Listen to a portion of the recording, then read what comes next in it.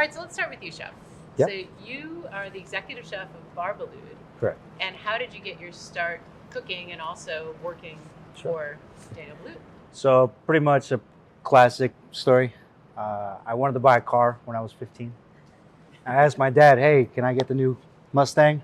And he was like, absolutely not. You need to get a job. So I started washing dishes, and then I just kind of fell in love with the culture of the kitchen and the camaraderie. And it was something that I'd never experienced before as far as in that kind of environment, but that was a little bit different.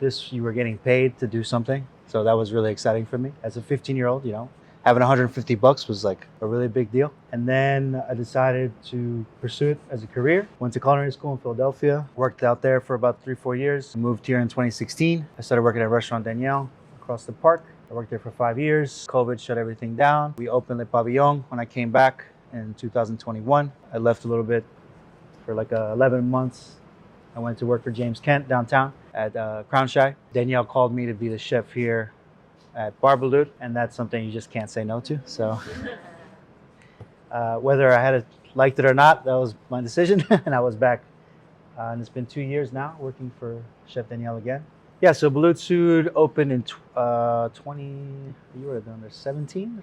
Yeah, something like that. It was a Mediterranean, kind of Southern French, a little Greek, Italian restaurant. It was a very successful restaurant full of VIPs. As Kate mentioned earlier, this is right across the Lincoln Center. So most of our clientele come from the Lincoln Center. The challenge here is that everyone comes in at once and they all want to leave at the same time. So the really tricky part is you have 45 minutes to serve 150, 200 people at Daniel Boulud level. Long story short, once COVID hit, I think a lot of our clientele lived in the neighborhood. They decided to go elsewhere, maybe to their homes. And so I think what happened was business has kind of gone down, and we decided to close this space. We're now in the process of renovating it. That wall's gonna get knocked down, that wall's gonna get knocked down. It's gonna become one big restaurant, but it's gonna be my responsibility to run this 300-seat mammoth for sure. And then Dana, you partner with Chef Dan. You guys go way back. But what's your path to being in the food business? So my dad started agri-produce in the late 1990s.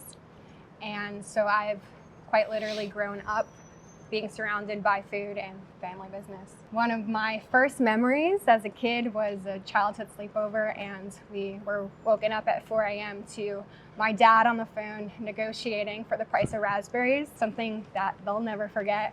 But for me, it wasn't very unusual. I mean, the produce business is not known for being glamorous. I think that was like my first initiation into the hustle and bustle and the fast-paced business of the produce industry.